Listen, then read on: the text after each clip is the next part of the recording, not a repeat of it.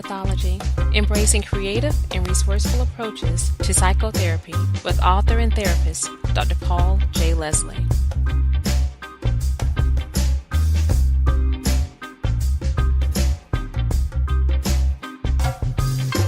Welcome to Potential Not Pathology, where we offer information and inspiration for mental health therapists who are interested in learning and applying unique therapeutic techniques and concepts into their work.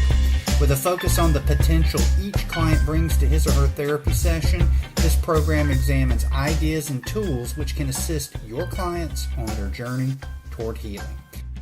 In this episode today, we get to have a wonderful conversation with Steve Hoskinson. Stephen Hoskinson is the founder and chief compassion officer of Organic Intelligence, which is a positive psychology fractal method known for its implicit exposure approach to trauma. It's mindfulness-based, and it's used around the world by many engaged in the fields of interpersonal neurobiology, resiliency, and the recovery fields. Steve's trained thousands of individuals in the helping professions all over the world, and he is trained with such renowned therapists as Peter Levine and Stephen Gilligan, among many others. Our discussion today I really enjoyed because it got to focus on utilizing kind of a systems approach to trauma and therapy in general. We talk about systems theory and how it can be applied to psychotherapy in order to uncover resources for clients. We talked about what is really wrong is the focus of what is wrong. And if that doesn't make sense, it will once we get to talking.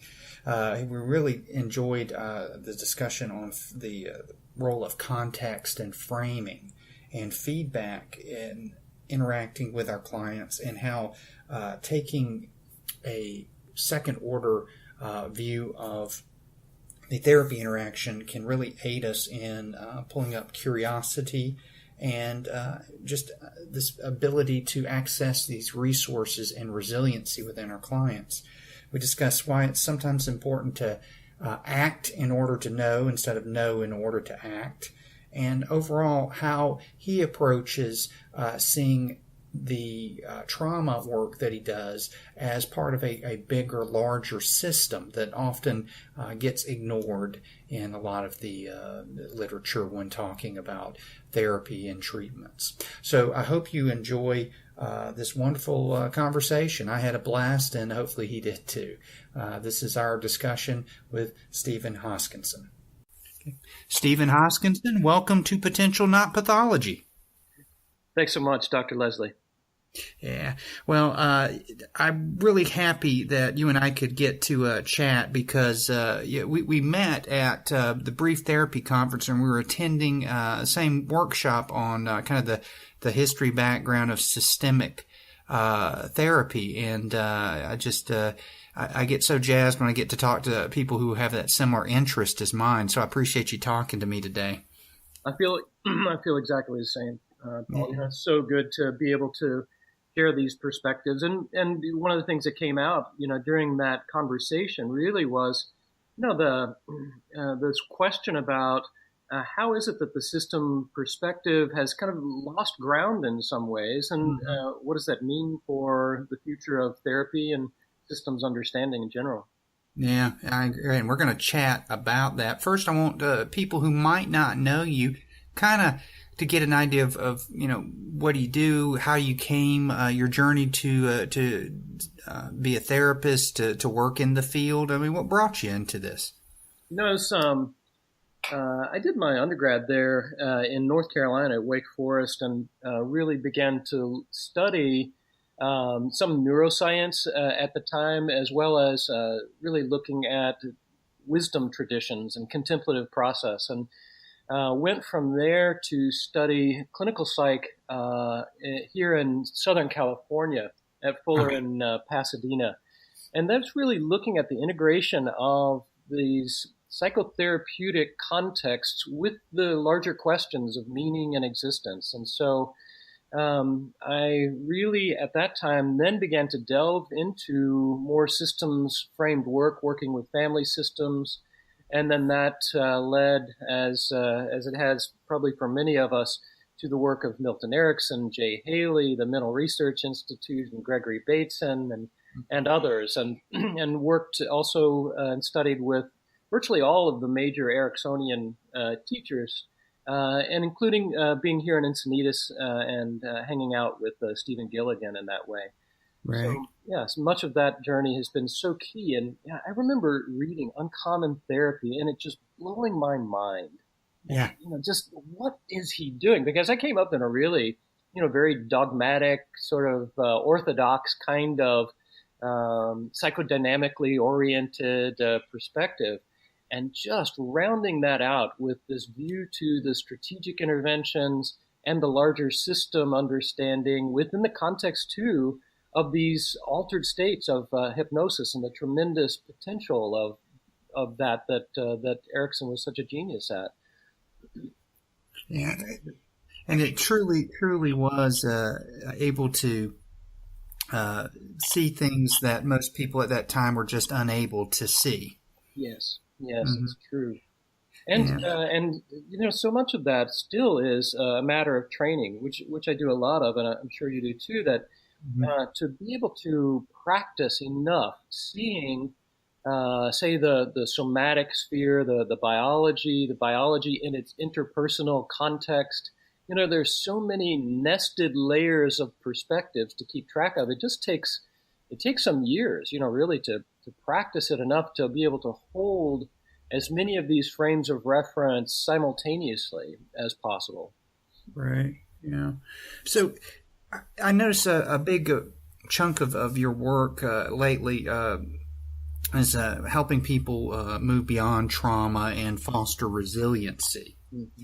And when I was looking at your website, this one phrase jumped out at me, and I'm like, yes, exactly. That's exactly what I've been saying forever. And here's the phrase. What is wrong is the focus of what is wrong. Yep. Can you talk a little bit about that? Well, it's catchy, ain't it? What's wrong is the focus on what's wrong, the what's wrong attention. It really goes back to this understanding that the brain's amygdala basically is the smoke detector of the brain, and it is really good at helping us out in emergency situations and sending us these signals. If there's something wrong in the environment, it'll go off. It'll send the signal and alert our attention to find out what's the source of what's wrong right now. And then the problem is, for many different reasons, that signal continues to be sent in the absence of actual threat, which means it primes the attention into the environment to see and search for what is wrong. And so with that priming, the attention goes for what's wrong and does what I think is really the fly in the ointment of therapy, which is that it sends and reinforces high intensity experience. Because if we feel like something is wrong, we either find it and project it, or we don't find it, then we've really got something wrong, which is I can't find the thing that's wrong, but I know that there is a threat out there. Yeah. And that just intensifies people's situation. But our systems are meant to sort of, do these cycles of activation, deactivation. But what is key for me is that those high intensity activation, deactivations are really addictive, basically, because it's really calling upon the reinforcement pattern that's negative reinforcement. Basically, it feels so much better after it stops feeling worse first. So if our clients are sort of run through, say, in trauma, an exposure protocol, or they are sort of dragged through the intensity of the experience of, say, attachment scenarios or trauma otherwise, that really, through state specificity, state dependency, is going to activate the system and activate it enough so that when it comes down, it's going to feel a lot better when it deactivates if the person gets support. But it does this really insidious conditioning, which says the way to feel better is by feeling worse first. Yeah. And that's the negative reinforcement. So what organic intelligence is training folks to do is to really see kind of an aggregate of the biological operations and begin to work back toward a more exclusively positive reinforcement framework in a shaping paradigm, which, I mean, is well established in science as being the most potent reinforcement framework for changing complex behavior. Yeah. And setting the framework and just even setting the frame of where to focus, is I even wonder sometimes if just by saying, okay, we're going to do work on trauma and we're going to focus in therapy, we're already setting a frame of interaction. Oh, that's so correct. That's so correct. And we know from systems theory, including chaos theory, that our systems are sensitive to initial conditions. And Yes. so if we set that initial condition to be trauma, everything that unfolds from that point is going to be really painted somehow with that brush. Mm-hmm. So that's why we really use this approach beyond trauma and this notion of organic intelligence, which then says, our biological systems under the right conditions can be self-organizing. And we really set that as the frame within a mindfulness context. The basic frame is here and now awareness. And with that, I'm connecting to the environment through the senses. And I find that the environment is fairly neutral in response in most conditions. And that means my brainstem can stop registering with the amygdala, the what's wrong process, and come back to what is. And that's an important sort of pattern interrupt, I think, in and of itself. Yeah. But, just thinking of context and framing, it's the other day I was reading an excerpt from Keith Richards of the Rolling Stones, his autobiography. Mm-hmm. And it was something about, he said he never had a drug problem. He just had a police problem. Yeah, right. What an amazing way to, think of the context and the frame. Mm-hmm. So whatever's coming into the system in that context of this is a police problem. It's not a drug problem. It's a police problem. Yes. So what you're kind of saying, at least what I'm hearing is when you're in your work, when you're moving beyond therapy, it's not beyond trauma in therapy. It's not a trauma problem. Yes. It's you're setting this new context for new possibilities. Absolutely. And really priming for that expectation that the attention can reside in the here and now and that the system can be self-organizing. And that in itself just communicates volumes to people. And like, for instance, like your website, just saying potential, not pathology. That just lays out the frame that says, okay, our system is ready to unfold and grow. And how can I be curious enough to engage in that process? Right. Yeah. Well, at the same time, do you feel kind of when you're doing work, you get people who come to train with you and learn from you, that you have to kind of like a Zen master, get them to unlearn so that they can unlearn in order to learn? Because we get from our psychology background, so much of our framing and focus is on doing things that a lot of times just makes that feedback continuous, and we think we're helping and we're not, and then nobody's getting better, and then we're getting frustrated and thinking that there's resistance or secondary gain or all these labels we come up with. So are you kind of when you're teaching, trying to deprogram as well as program? It's so true. It's one of the things that I really like about the Ericksonian approach is sort of this future orientation notion, and really looking forward into the potential, into the possibility, into what can be, and I think that's a specific state. I mentioned sort of curiosity, which is such a large theme in our work. This curiosity about what might be happening or what might emerge. And in some ways, that's a projective process. And if we can prime a system to be expectant of something interesting and some learning in the process, then I think we really have a leg up. And that does mean a certain amount of letting go and reprogramming the way that I prime or present expectations within my own experience. We learn shortcuts. I remember, when I was really learning this, having to determine at one point that I was absolutely going to sit in my chair and not say a word until this irresistible impulse sort of came by. Because I had my shtick, I had my psychodynamic formulations, I had the interpretations ready, I was busy, trying to get the object relations scenario laid out, and I had to do something different, and it is a bit of a challenge in the training environment. How do we support people enough to let go to what is familiar, comfortable, and has served us to some extent in the past?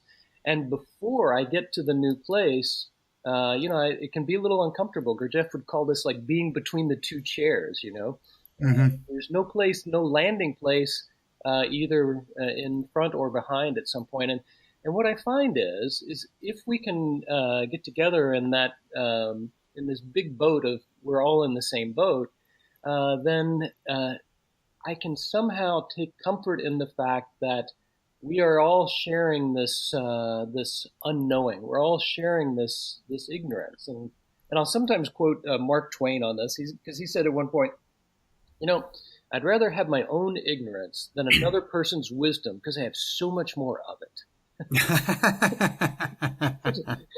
such a classic American saying. Yeah. Well, but as you're saying that, what's coming up for me is we're taught so often in our training, to going into the expert role that a lot, and sometimes our clients are expecting us to be the expert and to know, and just being comfortable at times where we don't know. That's difficult. I find that if I just sit patiently enough, eventually something will open up. But in the meantime, that maybe my amygdala is going like, you got to do something. You got to help these people. You got to do something. What do we do? So how do you kind of deal with that sitting comfortably right in the middle, as Erickson said, right in the middle of nowhere? Yeah. That's so true. I guess part of it is just getting experience with recognizing that voice, like, oh, you got to do something, or recognizing that state, oh, you got to get in there and make something happen. So part of it is just, sitting there long enough to wear away the potency of that response. But the other is that I really enjoy now the kind of rapport that comes from two people sitting together in not knowing. And I do have certain expertise, but it's the expertise that says their system is going to produce something valuable for them, but I don't know what it is, and they don't know what it is. And in that, we both sit together and we can look together at that situation in which the solution will arise from within that person, from within that system, not from within the therapist. And that's incredibly egalitarian and liberating for me at the same time, because I don't have to come up with anything fancy. All I have to do is keep my eyes and ears open and see something intelligent that arises. And I can usually recognize it when it comes up. Yeah. Since we started kind of discussing kind of working systemically and looking at bigger contexts and things like that, one of the things that has troubled me a lot about research into the field of therapy lately is that the emphasis has shifted from the interaction and is now more on the technique. And it's like that when we're doing these research on researching on the different methods, we're forgetting that there's a therapist in the room. Mm-hmm. And what are your thoughts about kind of that? I'm going to use a technical jargon, second order cybernetic kind of interaction, to where we're a part of all of this, and so in order to create a change, we need to change ourselves first. Yeah. Boy, isn't that the thing?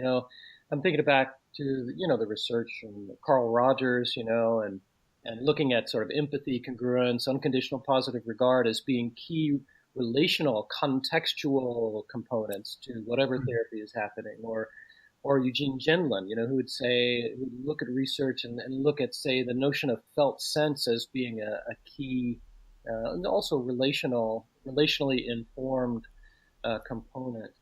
And I'm a little bemused as well that the full context isn't being taken into consideration in that way. And at the same time, from my approach, I'm also looking very keenly into a system that is a biological system, and just shifting frames of reference pretty readily. Mm-hmm. I went last week to get my eyes checked, and you know how they're shifting those little lenses in front of you, going, is it clear number one, clear Right. number two, and I feel like I have this very interesting job of being able to put on different lenses and see from different perspectives. It's kind of the system thing that you may look at the individual biological, then you may pull way back into the cultural or the immediate interpersonal or the family system or a larger social interaction or so on. And so, clinically speaking, that works really well. And then the challenge, of course, is then to translate those concepts and into a testable hypothesis, in research. So I'm happy to be a clinician, to be informed by research, and I'm really happy right now not to have to think of clinical protocols to research those topics. Yeah, spot on. Yeah. Well, when we're looking at things systemically, I think that's something that seemed to, in the 70s, maybe the 80s, 1970s, 1980s, there was more of, but I've unfortunately, at least here in the United States, sensed a moving away from seeing a larger interconnection among families, among like you say, social cultural aspects. And I'm even wondering, people I've talked to coming out of marriage and family therapy programs, and they say they're systemic therapists. They don't even know who Gregory Bateson is, and it's just, it's become CBT with families. Even I think Mnuchin wondered aloud, "Where's the family and family therapy?" Mm. And have you found that people who come to you for training and that you're interacting with, when you kind of share this insight of how to work systemically, not, like I say, not just biologically or interpersonally or social culturally, that actually increases options and potential for resources? Do they get really excited and the light goes on and they go, aha? No, not so much. Oh, you let me down. Sorry. But people hang in there, and I think this perspective is so elusive in a way. I think some of this individualist perspective and focus has to do, unfortunately, with the stress and the increasing stress in the environment and the social environment and the just the natural environment and so on, with global climate change and so on. These questions, and I think people's systems become increasingly, the baseline activation level is increasing.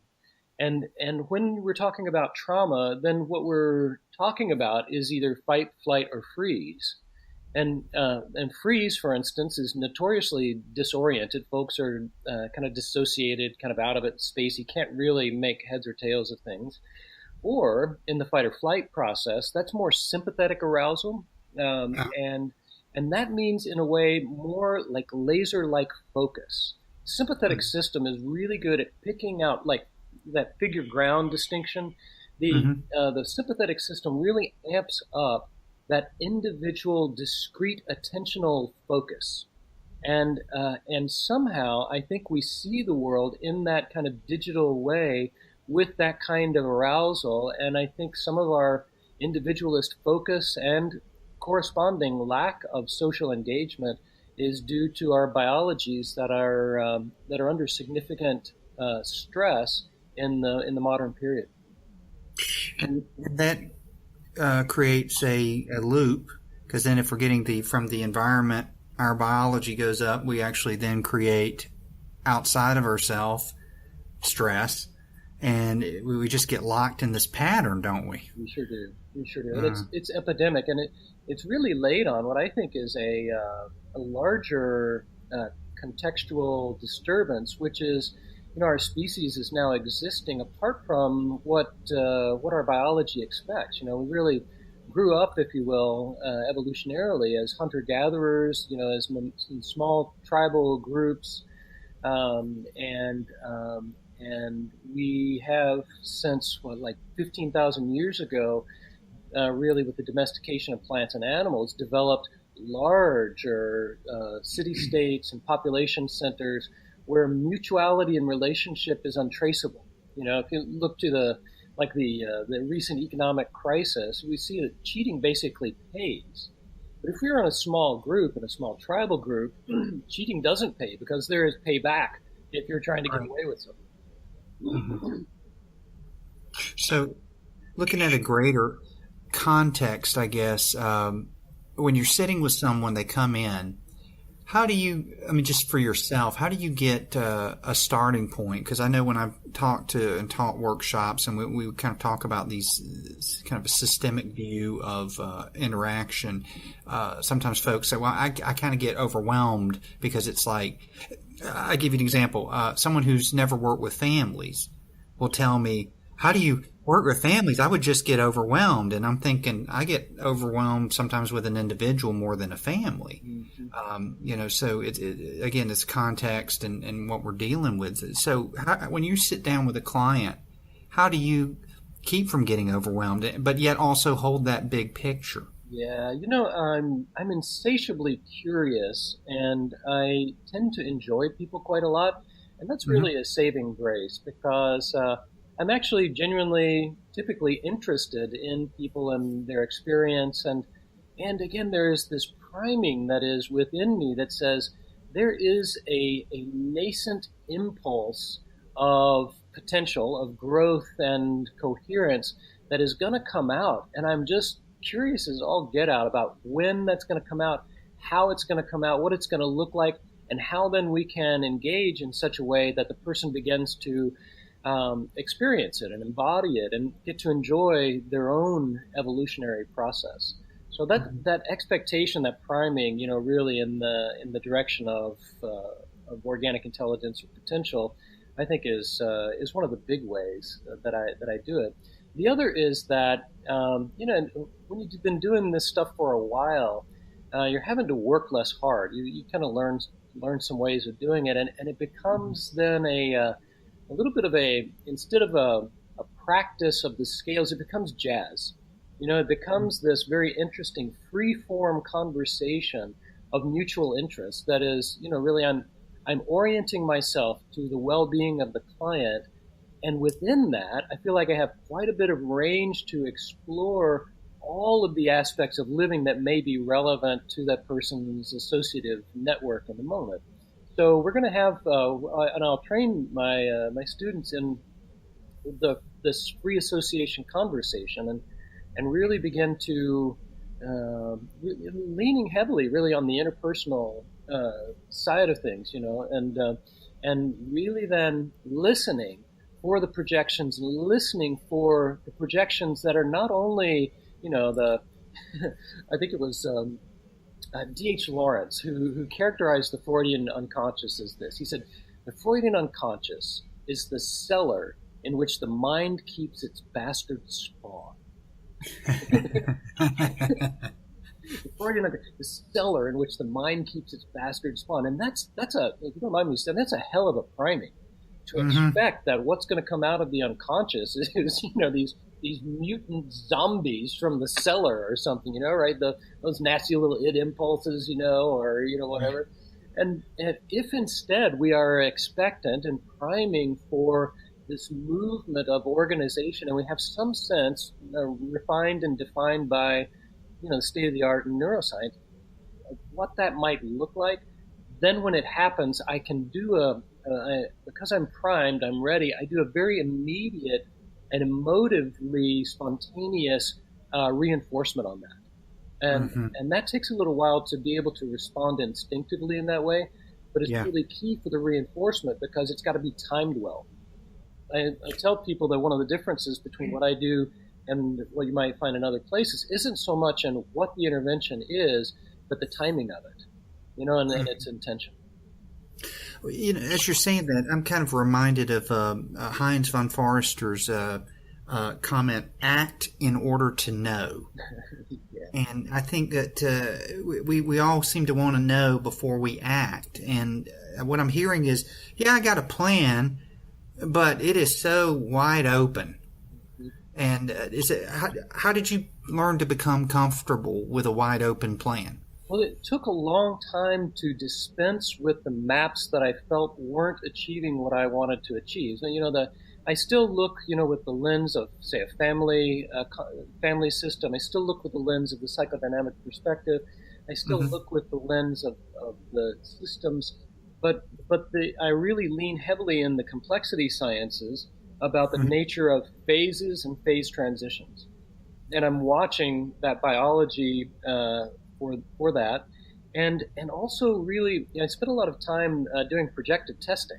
Like when you're showing a Rorschach card, the specific question is very intentional. It's not what does this look like or what is this? It's what might this be? Might this be, right? And in many ways, over and over again, I'm asking that question. What might that be? What might be involved here? What comes to mind as you think of that? And really opening the field so that we can have this unself-conscious conversation with the client as much as possible. Because once the self-conscious inhibition comes off, then the psyche really begins to speak its mind, if you will, and then we're really in the rich field of psychic development. Right. Well, when you're kind of sitting with somebody and you're just mentioning, using your term, the field, what do you think when you're sitting with that person? If there had to be one thing you tell a clinician, one thing about sitting in that field, what do you think the most important thing would be? I think it would be to remain somehow conscious of the physical environment, to come back to one's senses, to have some level of background awareness, maybe some significant level of background awareness through sight and sound and smell and the tactile sense. I think it's too easy to get lost in our preconceived notions and become less than present. And that level of presence that is orientation to the environment through the senses is our barometer of how in the moment I am. And so somehow that would be my trick. And by the way, I think that really primes for in our own biology this curiosity and this state which this preeminent sort of psychophysiologist Stephen Porges would call the ventral vagal state. This more engaged state and this less withdrawn, less preoccupied state. So I think there's a lot of benefit to the notion of being in the here and now, but the here and now is being defined as some baseline awareness of the physical environment. Mm-hmm. How do you, when you're teaching or training people, how do you get them to focus on resources that, it's so easy to get hypnotized by the problem. How do you help your students to learn that, there's this greater field and interaction and all that? What's the best way you found to kind of remind people to kind of move away from that pathology focus? Well, I have a specific protocol that really looks at that begins with the notion of orientation, and then that's a diagnostic for me as well when we're working with clients. How well actually the person can get the attention into the exterior environment. Now that's just how well that happens is an immediate and most potent measurement of a biological resilience. But the second is how readily can the individual sustain attention to positive affect or positive sensation or positive cognition? How long that attention can reside effortlessly in positive experience is also diagnostic. So Mm-hmm. we just have people go out there and try it and train in it and see if they can hang out with it. And people are typically pretty surprised at how quickly that happens. Just like, when you begin meditation, you think, oh, I'm just going to really relax now. And you sit down and then it's, all the thoughts start flooding in, the to-do list, the pain in the knee, it doesn't end up Mm-hmm. being all that relaxing, when you're first starting. Right. Well, when you're speaking of meditation, I know a big component of your work is also bringing in kind of what I call the mindfulness aspect, the awareness of self as well as other, and those kind of things.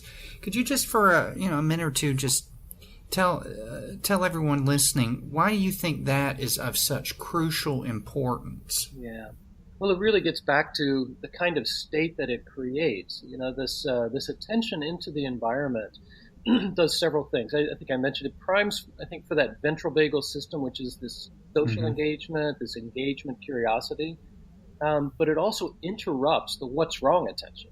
So if the amygdala, the smoke detector is going off, and then I can get my attention into the external environment, I stop reinforcing the what's wrong attention.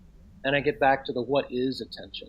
And just interrupting that kind of negative cycle of what's wrong and what the problem is itself just a huge benefit. And in fact, most people after my first training would probably say that most simple piece, this connecting to the environment through the senses, is probably the single most potent intervention that they get. And they're really surprised at how rapidly people begin to stabilize with that process. And it's counterintuitive because for those of us who are psychotherapists or for mindfulness practitioners, we're often taught to go inside, Mm-hmm. go toward our feelings, go toward our understanding, go toward our sensation, something. But in fact, it's the ability to effortlessly get the attention into the external environment that is so key, because it interrupts cycles of intensity that would otherwise be disorienting and disorganizing. Yeah, exactly. Now, this term, we started our conversation. I mentioned your work about fostering resilience. Mm-hmm. Could you kind of talk a little bit about? I mean, it's a great word, and we want our clients to have resilience and all that. What do you think, as therapists, we need to really be doing to, and I know case by case basis, putting that aside, to help foster resilience within our clients? Mm-hmm. Well, certainly, that positive interpersonal sphere that we think is important is probably surely important.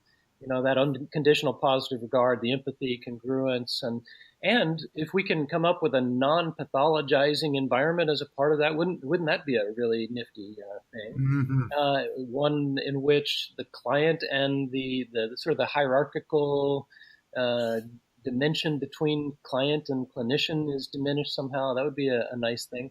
But I think Yes.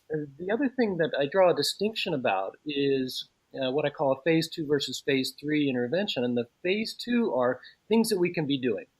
Good ideas, CBT, DBT, mindfulness, belly breathing, all the things that we can be doing that will help a person get control over their state. Meditation, mantras, anything that helps a person, anything besides, something addictive, that helps a person have some feeling of control over their unruly states. Those are going to aid in resilience. But most people define resilience primarily or almost exclusively in those terms, like what you should do to feel better if you feel like you're losing resilience, or what you need to do to feel okay on an ongoing basis. So that's an important element. But for me, resilience and the organic intelligence approach is the ability of the biology to process intensity effortlessly. And I believe that we've figured out a bit about how the biology, in its effort to self-organize, actually increases its sort of its range of effortless processing, so that the person's system itself processes intensity of emotion or thought or sensation or any intensity, can process that or contain it without the person having to resort to techniques and tools or these phase 2 tools of resiliency. And I think it's that intrinsic resiliency that we should also focus on. And I'm part of a coalition that's looking at stress and resiliency in the context of global climate change. And what I hope to be contributing to this field of resiliency is this understanding of intrinsic biological resiliency that is a necessary complement to the kinds of tools, tips, and tricks that people can learn in order to help themselves get control over their uncomfortable states. Right. Yeah. If you're kind of looking at a system, and we'll say let's say you're working with a family, and one of the family members has been traumatized for some kind of outside of the family event came into the family system and created this trauma. Do you find that like some of the people from the past that we talked about earlier, who were the early kind of systemic thinkers, that it is important to attend to all members of the family and try to, even though, because now, trauma is such it's the hot thing, as they say in the psychotherapy marketplace, but it seems to be very individualized in a lot of the teaching, the trainings. So would you still kind of operate from that family system view of dealing with that traumatized family member? Yeah, sure would. And you'd probably agree on this, that those symptoms of trauma, although they may come in from the individual, they are held and bound and reinforced within that system.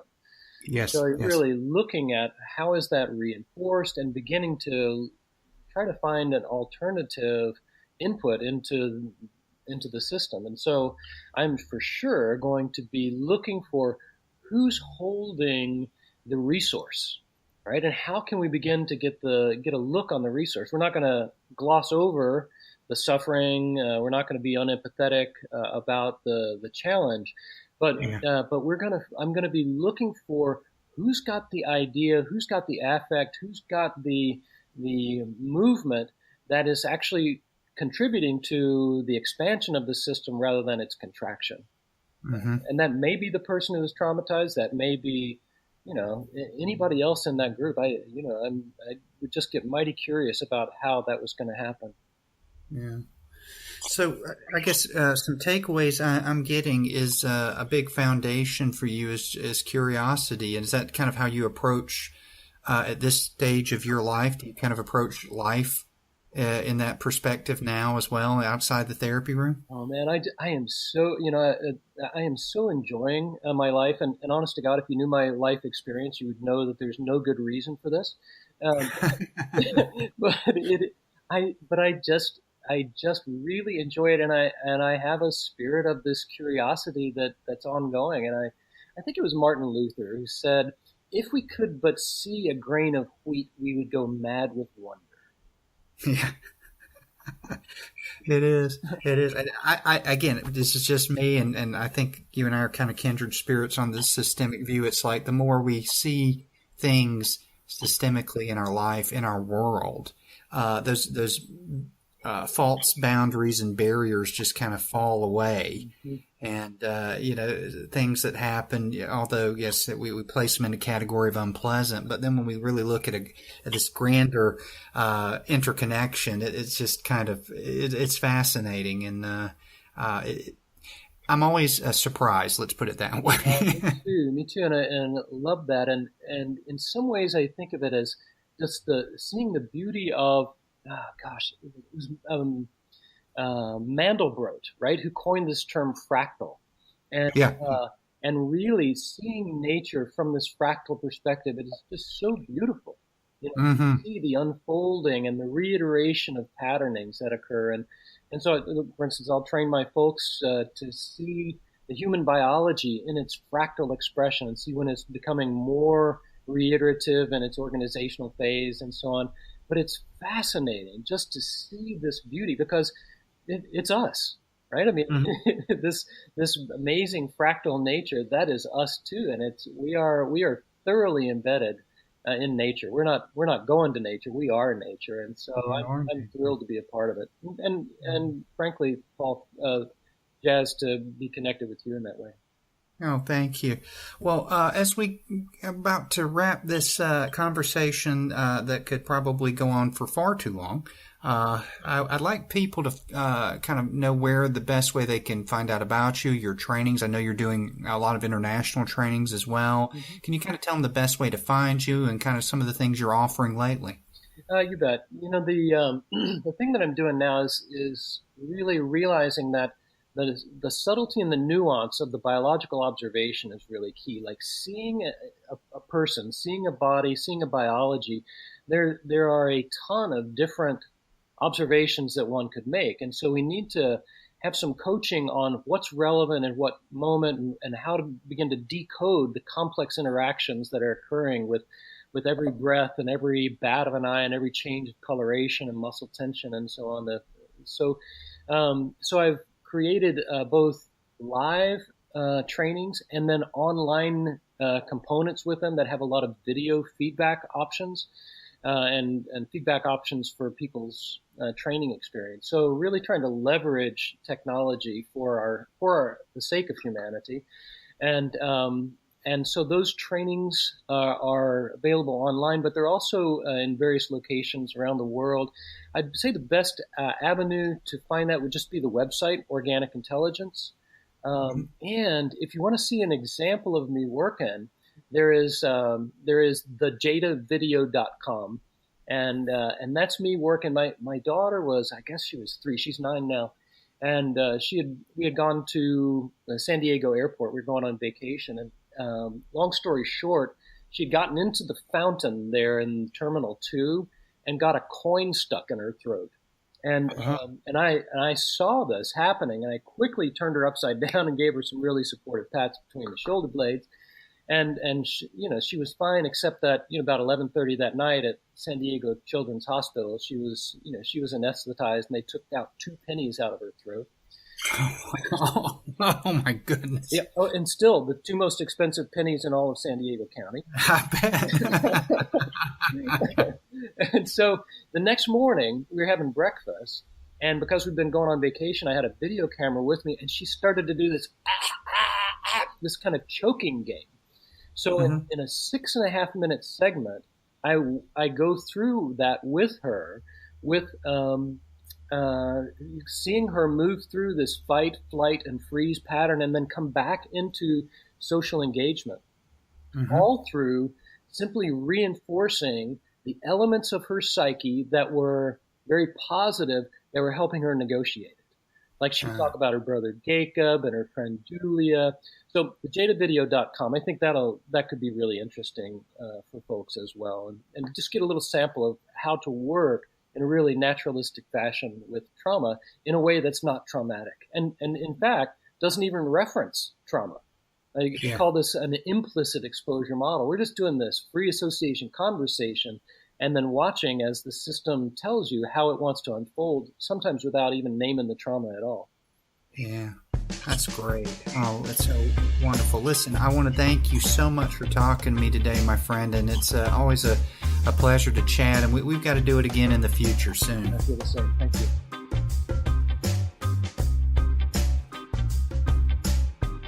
Thank you for listening to Potential Not Pathology with Dr. Paul J. Leslie. If you enjoyed the show, check out our website at potentialnotpathology.com, where you will find programs and articles showcasing unique and creative therapeutic applications.